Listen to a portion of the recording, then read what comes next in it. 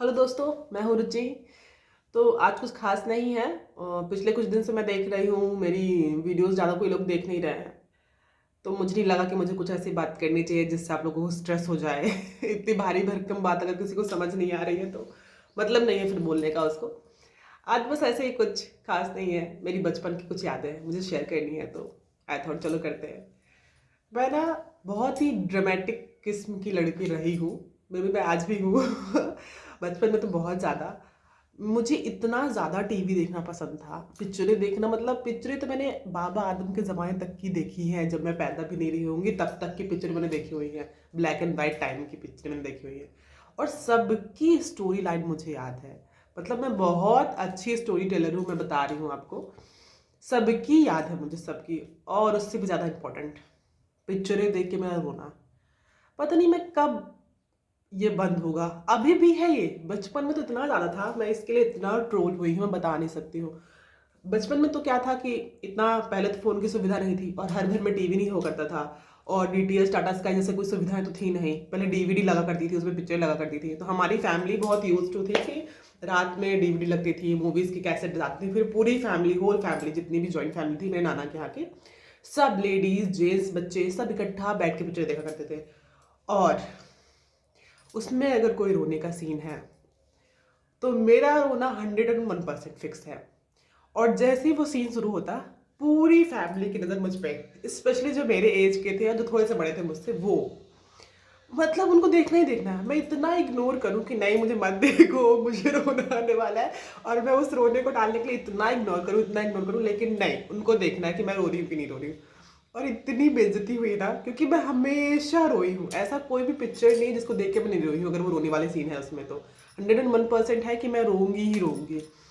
मतलब और पता है सबसे बड़ी बात क्या है कि आज भी ये है।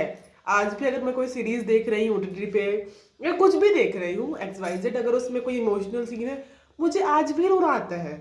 ये इतना एम्बेरसिंग है, जबकि मुझे पता है कि वो एक्ट कर रहे हैं, वो रियल नहीं है। बट पता नहीं क्यों, मतलब अब तो ऐसा है कि मैं अवॉइड कर देती हूँ। अगर मुझे पता है कि रिलीज के बाद मैंने ट्रेलर देखा, मुझे पता है कि इसकी सैड एंडिंग है, तो मैं वो पिक्चर ही नहीं देखती हूँ। और अगर मैंने कोई सैड मूवी देखी है जिसकी एंडिंग सैड है, तो मैं एक बार के बाद दोबारा वो नहीं देखती, भले मुझे वो कितने भी पसंद हो मूवी और कितना भी मुझे उसके गाने पसंद हो। मैं कभी नहीं देखती। मैं इतना इनसिक्योर इस चीज़ को लेके, आज भी है ये मेरे साथ, स्टिल अभी भी है। तो बैक देन मतलब बहुत हॉरेबल था। पर सच कहूँ तो बहुत मज़ा आता था यार। सब लोग इकट्ठा बैठ के मूवी देखते थे, सारे भैया दीदी मामी मामा मेरे नाना। अरे हमने रामायण महाभारत तक साथ में देखा है। रामायण के टाइम पे तो इतना स्ट्रिक्ट रूल रहा करता था, मतलब हम तेज से आवाज़ तो सांस नहीं ले सकते थे, आवाज़ तो छोड़ दीजिए। मेरे नाना इतने मतलब देखने के आदी थे रामायण। मतलब अगर रामायण महाभारत चल रहा है ना, तो कोई भी उठेगा नहीं जब तक ब्रेक नहीं आएगा। डीडी नेशनल पे आया करता था उस टाइम पे। ना कोई उठेगा ना कोई कुछ बोले, अगर किसी ने कुछ बोला फिर नाना का प्रवचन चालू मेरे। मैं उनको बब्बा बुलाती थी, शुरू उनका शुरू। और एक बार तो क्या हुआ था, हम सारे भाई बहन डीवीडी पे मूवी देख रहे थे। रात में लाइट चली गई। लाइट चले जाने के बाद हम लाइट का वेट करते थे आने का, उसके बाद देखते थे, पर करते ज़रूर थे। और पास में ही मेरे एक मामा थे, उनका खेत था, चने लगे हुए थे उनके खेत में। फिर एक व्यक्ति बाहर गया कि लाइट नहीं तो घूम के आता हूँ, वो थोड़े चने उखाड़ के लेके आया। उसका देखा था कि दूसरा व्यक्ति गया, वो थोड़े ज़्यादा लेके आया। फिर तीसरा गया, वो थोड़े और ज़्यादा लेके आया। ऐसे करते करते मामा का मेरे आधा खेत खाली हो गया चने का। और सुबह और हम लोग इतने चालू, खा पी के सारा जिसका कचरा था हरा, वो हमने गाय को खिला दिया। हमारे घर में गाय थी तो सुबह उठ के मामा ने देखा, मामा को तो पता चल गया कि हमारे कांड ये सारे। अरे मत पूछो, इतना हंगामा हुआ हम लोगों का, इतना हंगामा।